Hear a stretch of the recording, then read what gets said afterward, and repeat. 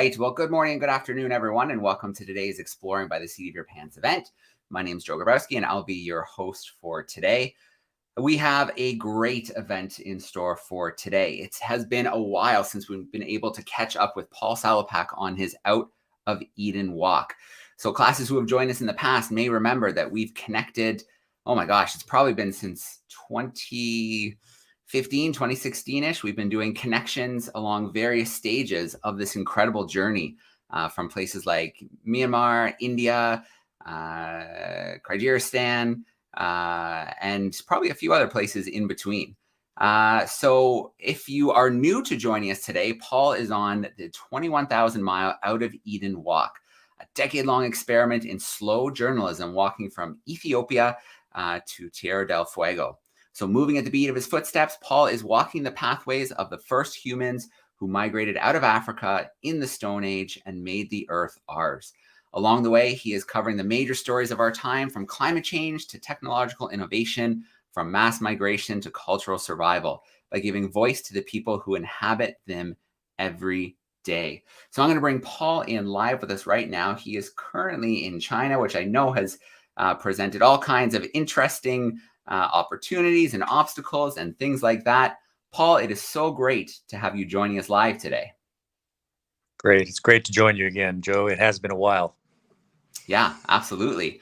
Well, Paul, we have a great group of classrooms. We've got classrooms in Canada and the US joining us, but I also know that we have groups tuning in via YouTube from places like Romania and Greece and a few other places around the world. So it's great to have this global audience joining us today.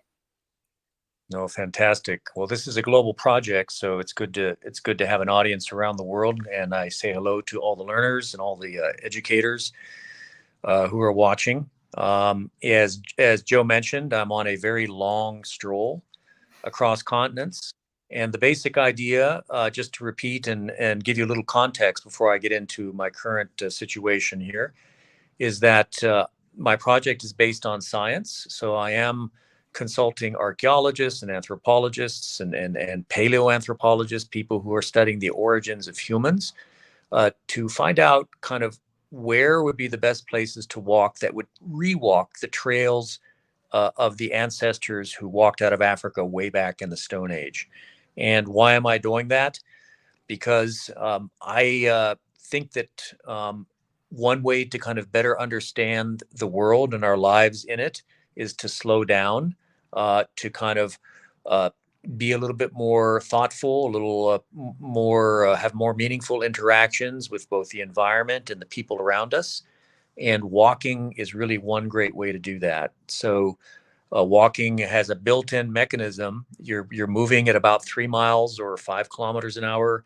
You're absorbing the landscape pretty much at the pace of your footsteps, and you're seeing people, right? When you're out walking, you generally interact with people. I have many conversations every day with people across all these countries. I've walked through, I think, about 18 or so countries so far, starting in the Horn of Africa, where scientists say is one of the oldest places where we found the fossils of our ancestors, right? Where our ancestors evolved. I left Ethiopia in 2013 and have been walking steadily out of the Horn of Africa, taking a boat into the Middle East, and then walking through the Middle East, and then taking another boat across the Mediterranean Sea, and then walking pretty much towards sunrise, walking eastward for thousands and thousands of kilometers across the Caucasus, across Central Asia, across India, a piece of Southeast Asia, Myanmar, and now headed north across China, mainland China. And the journey so far has racked up, about, I don't know, 20-some thousand kilometers, about 13,000 miles. We just had our 10th anniversary here in China from the launch of the walk. And it's an amazing privilege to be walking through China. China, is a huge country. It's very diverse. And to be able to kind of walk through it at this time is really amazing. So what I'll do, Joe, is I'll ask you to start projecting some images, and let's take a walk through China. I'm about halfway through, and I'll just kind of show you some of the sights and scenes and people that I'm meeting. Yep. So there's a rough map of China, and what you see there is where I started down at the border of Myanmar, which is also known as the country of Burma in Southeast Asia. And I've walked that solid red line is more or less what I've walked so far, up to kind of where the blue star is. I'm about halfway through my walk. Walking across China will take about 3,600 miles, about 6,000 kilometers. To give you some idea, for those of you in North America, that's like 50% farther than walking from New York to Los Angeles. It's very far. And in the next 5 or 6 months, I hope to continue the walk northward towards the border of Russia, right? So I'm doing basically a diagonal line across the middle of China. China, most of you, if you've heard about China, it's about China's economy. I'll go to the next slide, which you'll imagine are these big mega cities, right? This is a picture of Shanghai with these big glass office towers, and then in the background, hundreds and hundreds of more apartment towers, business towers. Shanghai, a famous city of more than 20 million people. This is often the picture that people get outside of China. It's the factory, right, of the world. It's where a lot of the stuff that we consume and use is made. It's this economic powerhouse, and all of that is true. But the route that I'm taking through China actually goes through a different sort of China, one that you don't see quite as often outside of China in the news or in the media. And it looks a lot like this. The next slide, Joe. It looks like that, right? So I've had this amazing, great luck of being able to choose a route that goes through some of the most scenic and beautiful and historic parts of this very, very old country, right? Whose recorded history goes back thousands of years, right? The first empires, the first kingdoms. Some historians believe that they go back as far as 5,000 years, right, into the Bronze Age. And there's pretty much a steady layering of history, one dynasty, one kingdom after another, periods of calm, periods of civil war, periods of expansion, periods of contraction, nomad invasions from Central Asia. It's a very complicated mix, right? Another thing that I found, this is my first time in China. I've never set foot in China before. So I've had a very steep curve. One of the perceptions before I started studying China was that China seemed kind of like it's all just China, right? It's just like all uniform. It's one kind of people, it's one dialect, it's one cuisine, and that is very, very far from the truth. One of the great advantages you get from slowing down as you move through the world by walking through countries is you get the time to kind of really absorb how truly diverse they are, and China is no exception. So what I'm going to do for the next, a dozen slides or so is just give you a glimpse of how incredibly diverse the landscapes and the different groups of people are that I've encountered so far. And I'm only halfway through, right? So this is a picture down in the first province that I started. These are my Chinese walking partners. And I always walk with local people. Why? Because not just to use them as, not to kind of work with them, rather as guides and as translators, which I do, but the project, the journey takes shape through their eyes, right? They if you're from your hometown and you say, Paul, let me walk you through my hometown, you'll have a lot to teach me, much, much more than if I walk through your hometown alone and I don't even know what I'm looking at, right? So all across the world over the last 10 years, I've always been accompanied by local people who are able to interpret not just the language, but the culture, the landscape, the history, the environment, pretty much everything, right? And that way, the walk becomes theirs as well. It's not just my walk; it's a shared journey. And the people who walk with me, I encourage them to write their own stories, shoot their own films, take their own pictures that we then post on the Out of Eden Walk website. So what you're seeing in this picture are my wonderful Chinese walking partners just at the first day or two after leaving as close as we could get to the Burma border, walking through these amazing mountains called the Galingong Mountains, which are a hotspot of biodiversity. They shelter more than 5,000 species of higher plants. It's one of the richest botanical corners anywhere in the world. And it's been set aside as a nature preserve, as a conservation area. And we're kind of walking over these mountains from the south to the north to get into these kind of big valleys and river plains. Next photo.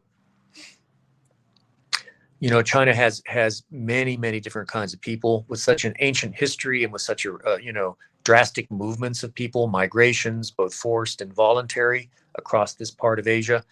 It's no surprise that there are a bunch of different ethnic groups, different minorities, different languages.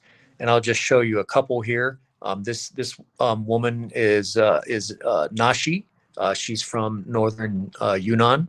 And she speaks her own language, Nashi. She speaks only a little bit of Mandarin, right, the national language of China, because she lives in a very remote mountain area.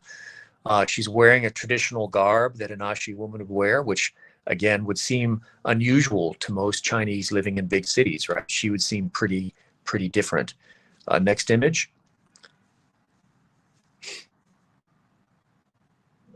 And here's another woman from a different ethnic group that's maybe 150 kilometers from this north. This woman is ethnic E. She, again, has her own language. She has her own traditional garb. She has her own culture. She has her own folklore. She even has her own cosmology, right? Her own religion. And there are parts of southwestern China, which was the starting line of my walk, where I was climbing up mountains and coming down into valleys. And there were some times for periods of weeks where every valley had a different ethnic group, had a different language. Imagine that. It's so diverse. And mountains do that, right? Mountains break up populations. And way back in the past, people had trouble moving around and mountains were barriers. So people stayed put in the valleys and basically evolved over time their own subcultures. And so kind of yo-yoing up and down these mountains and valleys through southwestern China, I got a very amazing sampling of the incredible ethnic and cultural diversity of that corner of the world. Next image. So, just a minute ago, we were in very green, lush forests that were subtropical. It kind of would be almost like rainforest, right? Very high rainfall, monsoon rains, trees that stayed green year round, something that you would find maybe in the jungles of Thailand, the jungles of Burma. And look how it's changing. This is about 700 kilometers, maybe like 450 miles north of my starting line on the Burma border.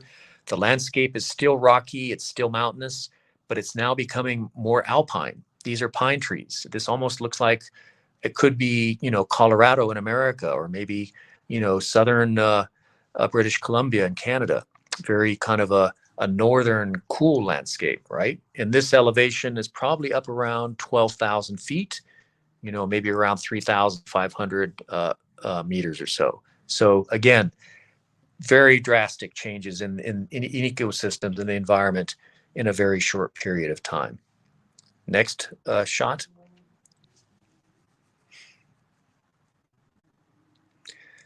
And then this is just maybe a month later. Look how it's changing even more. Now we're getting up so high, we're getting above tree line even. So these mountains are called the Hengguanshan Mountains. All the pictures I've shown you so far were in the province of Yunnan, the southwestern province of China. This is the next province to the north of it, Sichuan. And what you see are very high mountains, right? Some of these are more than 5,000 meters high, more than like 16,000, 17,000 feet. There's even a mountain in this mountain range that's, I think, 7,000 meters, which is like 22,000 feet. Very high. Why? Because this is the eastern extension of the Himalaya Mountains, right? That famous high mountain range, the highest in the world, that goes from west to east across Central Asia. And this is kind of where they stop. They stop in far western China. And this could be, Nepal, right? This could be Bhutan. It's a very similar landscape.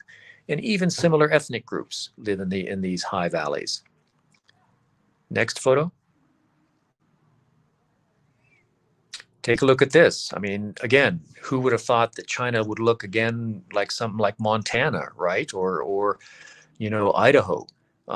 This is a small village up about 4,000 meters, 12, 13,000 feet, a former logging village. The community that lives there is yet another ethnic minority group called Pumi, and speaking their own language. And so imagine arriving into these communities, you're walking, you're carrying a backpack. I would stand out, obviously, because of the way I look, because of my culture. But even the Chinese walking partners who were from bigger cities would stand out as almost being equally alien. So that's how incredibly colorful this mosaic of culture and landscape and environment is in the part of China that I'm moving through. It was quite an eye-opener for me. Next photo.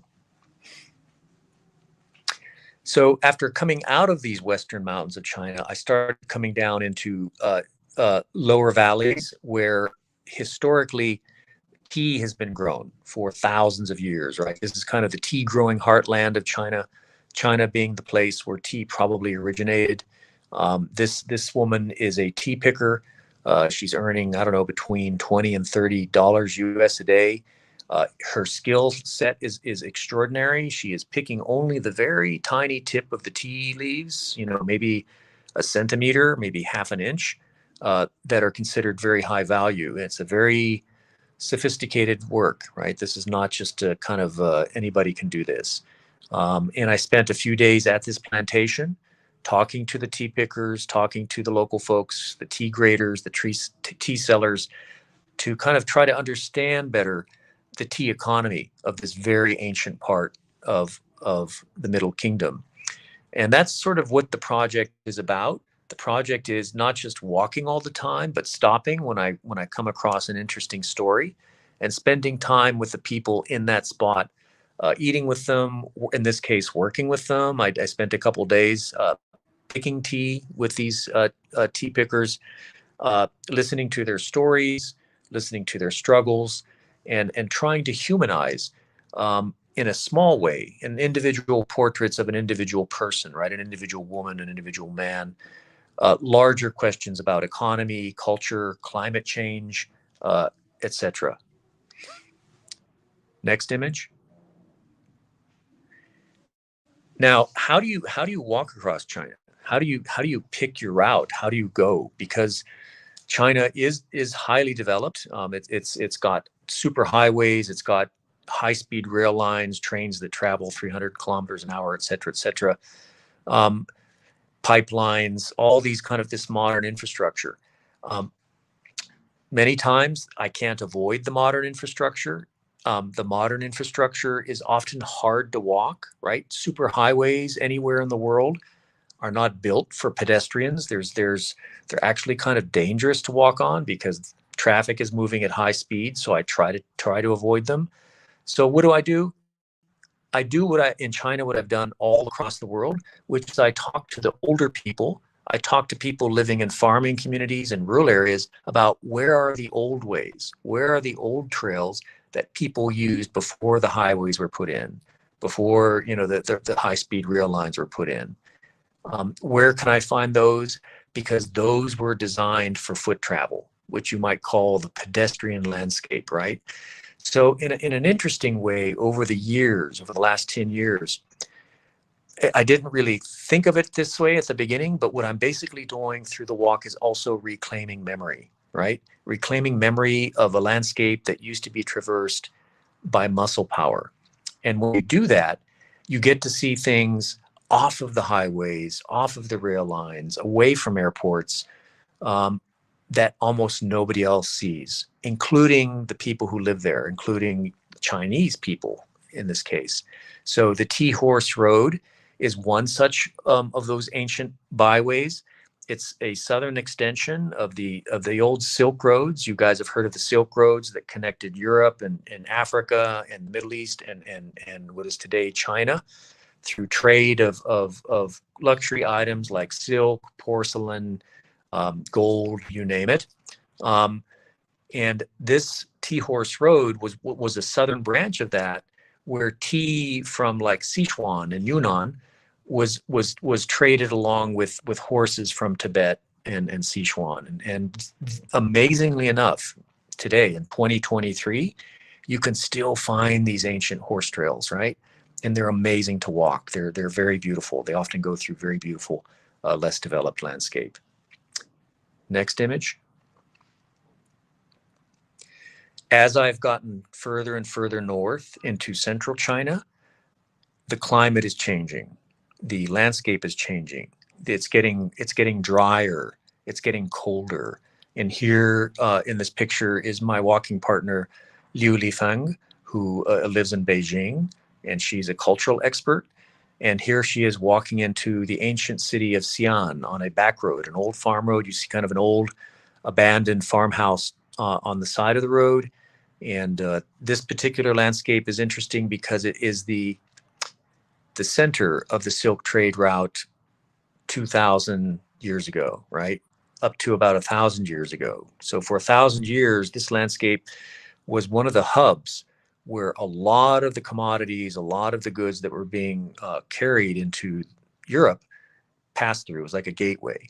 And today, in this farmland around this ancient city called Xi'an, you have strawberry fields, you have vegetable fields, and you have communities like this one that are abandoned, right? Why?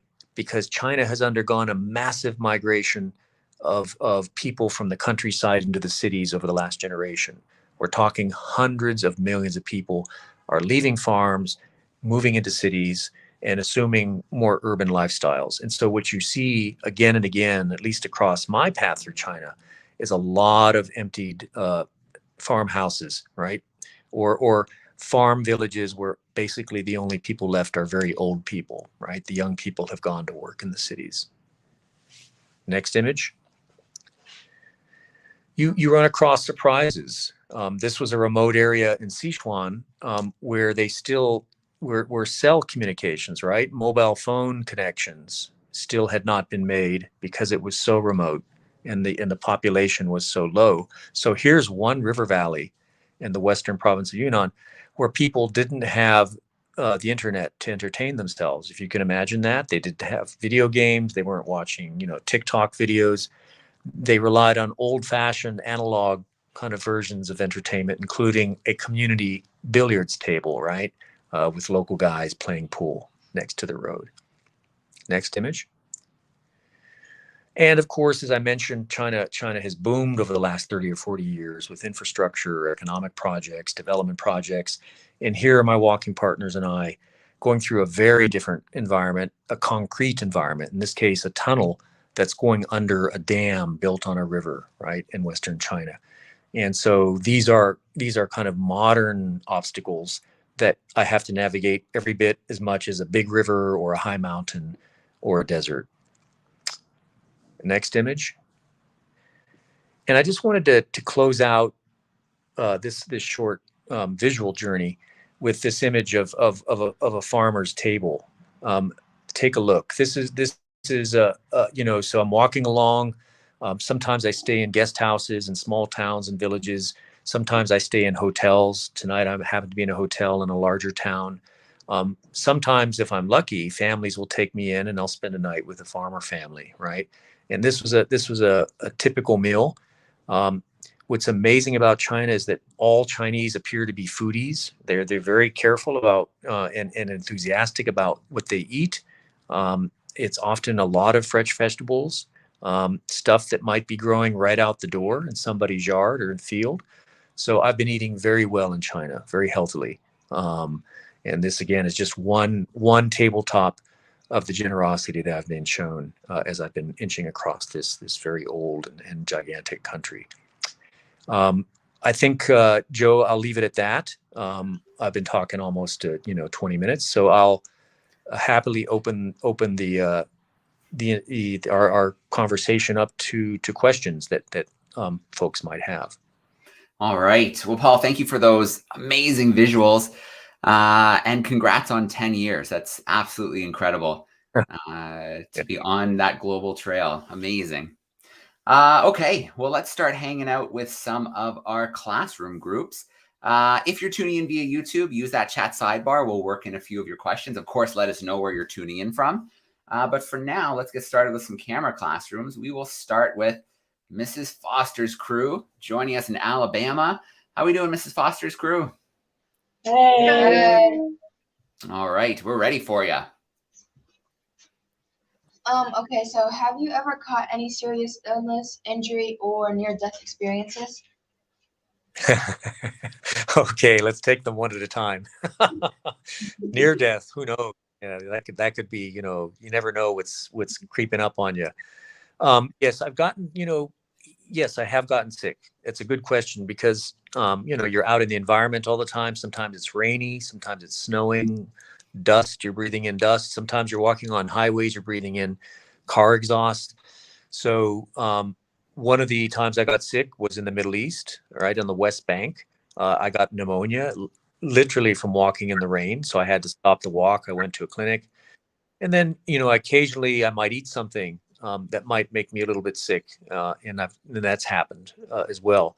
But thank heavens, so far after 10 years, I've never haven't spent a night in a hospital. I've not had a broken bone, knock on wood. And I think partly my thinking on that, why has that happened? It's not because I'm, super fit or anything like that. I'm just an average guy. Is because walking does keep me healthy, right? I think the very exercise every day, it's low impact, right? I'm not out there playing football, getting hurt, getting aerobic exercise. I'm carrying some weight on my back, so I'm getting a little bit of powerlifting exercise. It's kind of just enough to kind of keep me fit and keep my immune system built up so I can resist, bugs. And so, yeah, that's about it. It's been actually pretty remarkable that I've been so healthy over the last 10 years. Good question. Right. Great question, Mrs. Foster's crew. We will try to swing back your way shortly. Let's jump to another classroom now. This time we're going to go to Massachusetts. We have some sixth graders hanging out with Miss Hopkinson. Let me bring them in here. Where are they hiding? There they are. All right. Oops, that's not who I wanted. There they are. Hey, Massachusetts, how are you? Good. Hi. Hey, guys. Okay. Go for it. My question for you is: how long from now do you predict that you will finish your walk? Yeah, that's another good question, and so when I first started this project, I did a calculation about how far I could walk every day and how many days there were in a year and how many miles or kilometers there were on the trail. And the answer came up 7 years, right? That I could walk from Africa through the Middle East, through Asia, and then take a ship to Alaska and walk down the western coast of the New World to the tip of South America. I could do that in 7 years.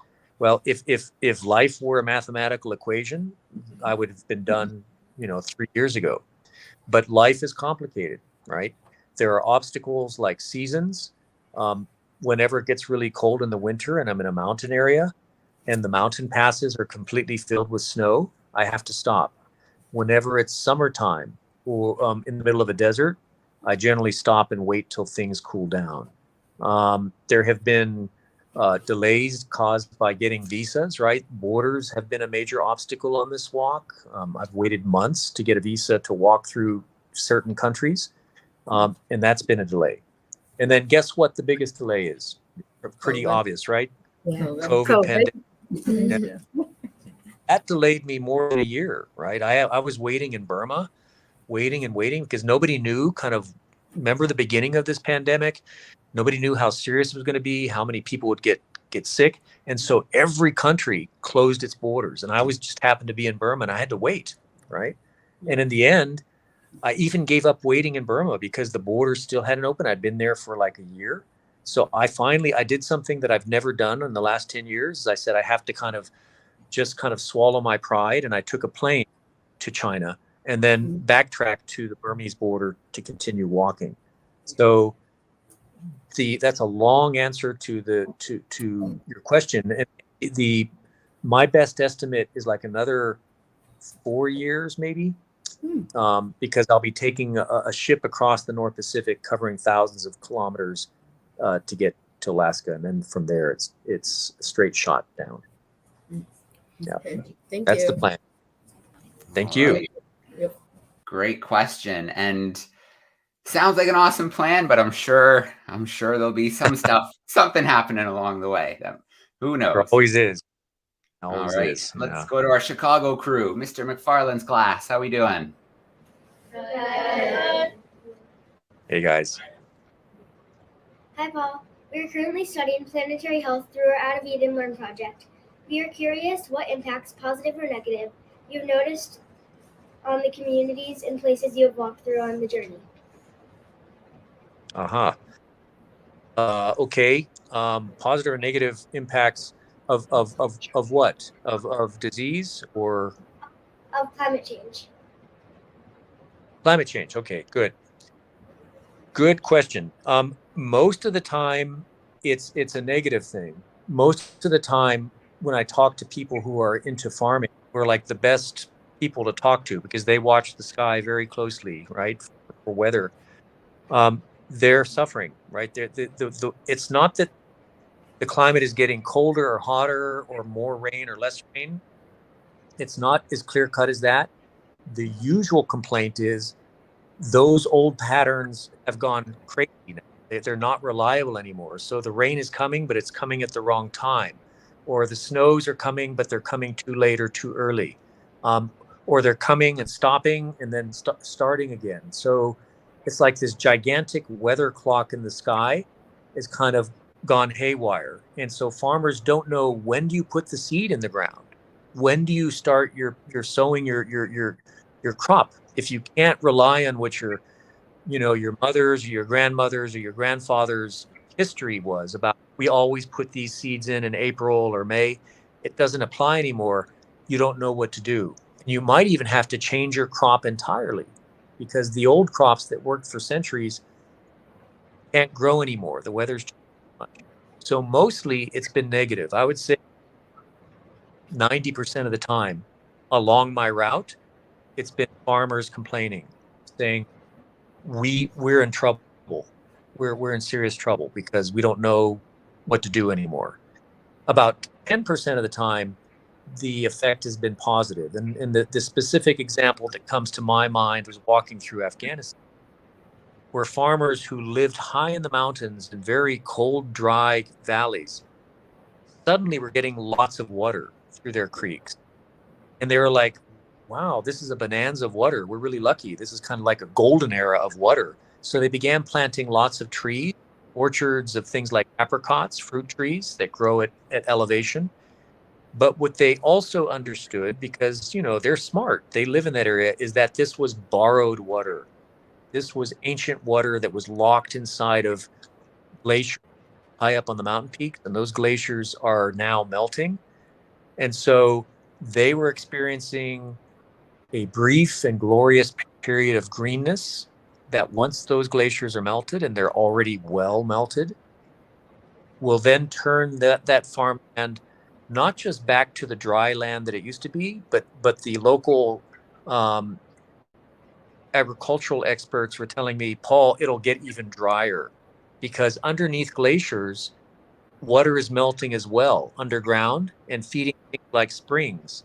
So once that snow and ice is gone, those communities may no longer survive because even the old dry condition water sources that were just kind of marginal will disappear, and they'll have to migrate. They'll have to go somewhere else, possibly to cities. So that's the only case in 10 years of walking where there's been a temporary little benefit of climate change. It is temporary. Now I'm headed north into the Arctic. And if you've been studying the conditions of climate change in the Arctic, you'll note that in North America and in Eurasia, scientists are saying the Arctic might be warming up, and that might be beneficial, say, for industrial agriculture. You can start growing cold weather crops like grains higher up towards the pole. That sounds good. There might be a population boom. There might be an economic boom that comes from that. But the downside that you may have studied also is that's going to release enormous amounts of carbon into the atmosphere because of all the carbon that's locked in the permafrost, right? Permafrost starts melting. this carbon is going to come out and it's just going to accelerate the climate crisis. So it's a mess. In the short way of putting it, it's a mess, and it's troubling. And I hope that we all get our act together to try at this last desperate moment to try to at least slow down the change. Very good question. All right. Thanks, Chicago. That was an awesome question. We're going to jump to another classroom now. This time, let's go to, we have a group hanging out with us in Vermont. Looks like ages 11 to 14. Let's bring them in here. Here we go. Vermont, we got you front and center. How are we doing today? Oh, try again with that mic. There we go. There we go. A question we had was, what's like the coolest piece of architecture you've come across so far? Yeah, I'm sorry, I couldn't hear. Could you repeat? Yeah, what's the coolest piece of architecture you've seen so far? That's a great question. It's not one that I've ever had before. So let me think a minute. I don't know. I mean, I've seen the Taj Mahal, right? I've seen these amazing historic structures. I've seen pieces. I've begun to see pieces of the Great Wall of China. But if I had to be honest with you, I would say probably the most remarkable architectural structures I've seen are the handmade homes in parts of the world that are pre-industrial. In other words, handmade landscapes where roads haven't come in yet. And so internal combustion engine like tractors and cars and trucks and all the stuff that comes with those roads, like mass manufactured buildings, right? Houses that look identical, whether they're in Uzbekistan or in Utah, right? Factory manufactured glass, factory manufactured drywall, factory manufactured bricks, cinder blocks that kind of look the same everywhere you go, right? They've become so familiar that we don't even see them anymore. And when you touch them, they're kind of dull to your senses because they're like uniform. You touch a brick, a factory made cinder block, I don't know, in Vermont, and you touch one here in China, and it's the same cinder block. But the thing about handmade landscapes, the thing about these last vanishing corners of the world where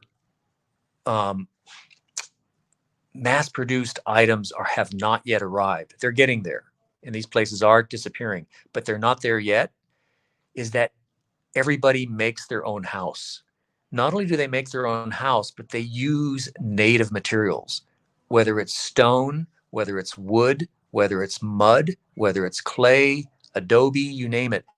And there's something magical about these handmade structures. If you go into a house that a farmer, say here in China, in Yunnan makes, they have made their house to fit their body. So the door is only as high as it needs to be for their body. So imagine going into that house. It's like being admitted to somebody's private life. You're being invited almost like into an intimate ritual, into a shelter that fits them, fits their personality, they're unique individuals. Their house is unique, and there's no other house like it anywhere in the world, compared to the houses that most of us live in, which are mass-produced, manufactured, because they have to be, right? There's just so many people in the world. You can't have 7.7 billion people build their own houses. But what I've learned about walking through these last corners of the handmade world, where we use muscle, where the human hand shapes the built environment, is that it immediately feels more comfortable. Why? Because it's built to needs and demands and shape of the human body, which we all share, whether you're Chinese or Iranian or American. And you can just do this. You go, there's something strange about why this feels so good. Why does this feel so comfortable? And I thought about it. I thought, it's because it's handmade. It's because it's made by human muscle. It's not made by a jackhammer. It's not made by a cement mixing machine. It's not made by a manufacturing plant somewhere in Shanghai. where every single door is like every other single door that you see, where every doorknob is flawlessly made out of aluminum, and it feels like nothing because it just has no flaws to it. I call it the crooked handmade world. There's something about it's like a crooked heaven. It's not symmetrical. It's kind of no corner is exactly the same. If they're a little bit out of shape, but they feel good because they're made by the human imagination and the human body. And so you can come from anywhere in the world and kind of walk through these villages in Yunnan, and it feels good to walk through them. You feel like you're at home. All right. Great question. And that's That's a absolutely great question. amazing, Paul. And I feel it. I live in a little village here in Ontario, and they're all on the outskirts. They're starting to just pack in the mass-produced homes, and you kind of lose the character of where you're living when that happens. Yeah, All I right. mean, No. yeah, but it is changing. Yeah. All right. Renbrook School, 5th graders. Let's get you up on camera. How are we doing today? Good. All right. What was your favorite local food and where? Oh, I've got so many. Can I give you a couple examples, more than one? Walking through the Middle East and eating hot bread, naan, is fantastic. It comes straight out of ovens. It's often made every morning, and you can buy it when it's still warm out of the oven. You can put anything on it. You can put yogurt on it. You can put tomatoes on it. You can put honey on it. So that was wonderful about that part of the world. India, what can I say? I mean, India is so complicated. It has so many different ethnic groups, so many different cuisines, that walking through India was like sampling a smorgasbord, a menu that changed every day. And it was often vegetarian because for religious reasons, a lot of Indians don't eat meat. And it was very healthy, and that was great. So that's another place. And then I must say, here in China, again, I come back to this notion that every Chinese person I met has an interest in food. They don't just eat food for fuel like a lot of us do. Like, we're working or we're studying, we're just putting things in our mouth to keep our body's energy going. People here take food very seriously. It's a ritual. You're careful about the vegetables you pick. You're careful about if you eat meat, what you pick there. Presentation is important. In every household that I've had the great privilege of eating here in China, there's kind of almost a ritual element to it. It's been very nice. Yeah, very great part of the walk around the world is I get to eat a lot of different foods. All right. Thanks, Renbrook. Great question. We're going to go to Question. East Jordan, Michigan this time around. Let's bring in our crew there. I think there's some 7 and 8s. How are we doing, Michigan? Good. We're doing great. All right. All right, so I got a question for you. Okay, so how many pairs of shoes did you go through? All right. So that's a great question. And you think that after years I would have that number like branded in my forehead? I would have it like a marker. The honest answer I can tell you is I don't remember, but it's probably, 12, 15 pairs now. And I wear different kinds of shoes. Like if I'm wearing good hiking shoes, those can last for, 7 or 8 months.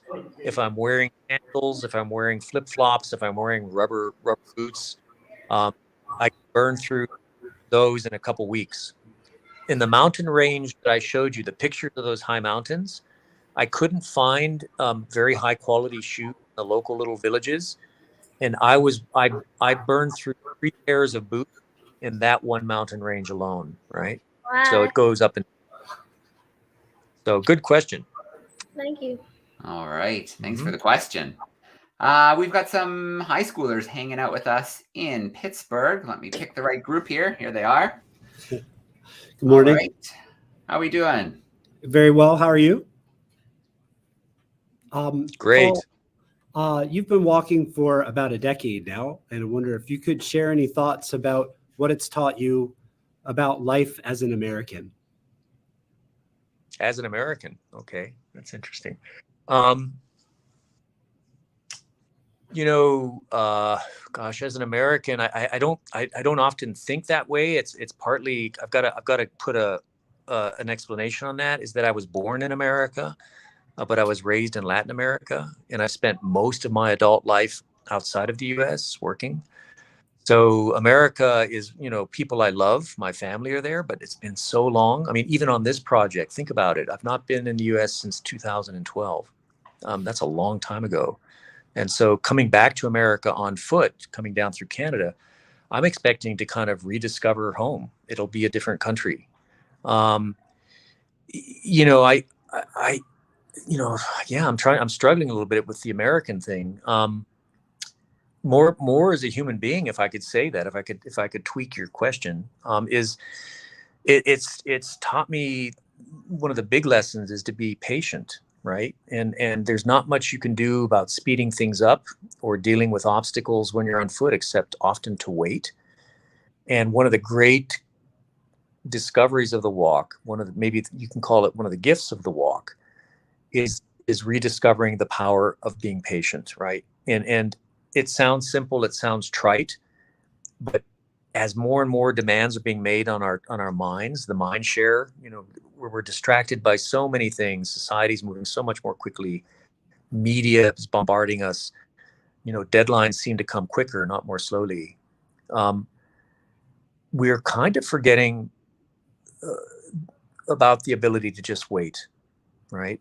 Just to if you've encountered a problem, instead of speeding up and trying to run through it, slowing down where it hurts, maybe, is one of the great lessons. And I would say that's, as an American and just as a human being, the ability to think in long term, which walking across continents forces me to do.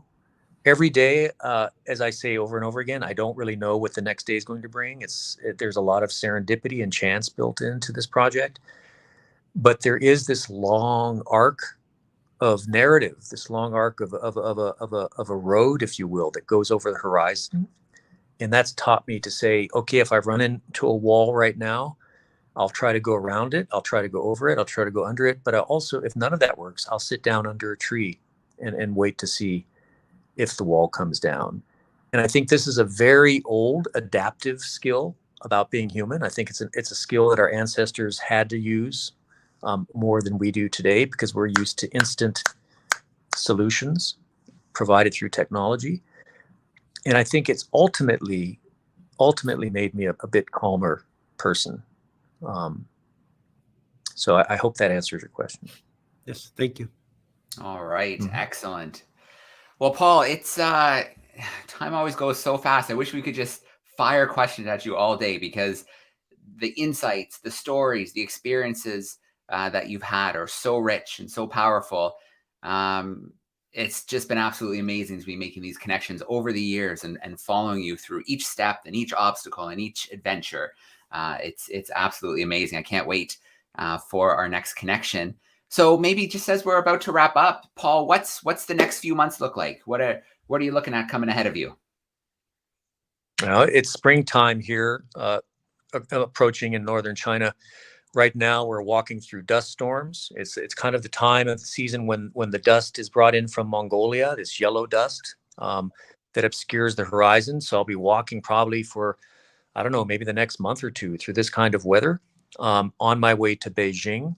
And in Beijing, I'll probably spend a little bit of time to write and then mosey on up to the Siberian border, going through what is essentially China's Siberia, China's version. It's the same ecosystem, right? These borders are human-made. They're artificial, but the same mixed hardwood forests, the mixed conifer forests that have things like big bears and tigers in them that you associate with Siberia also come into northeastern China. And I'll be walking through some national parks, writing stories about those ecosystems.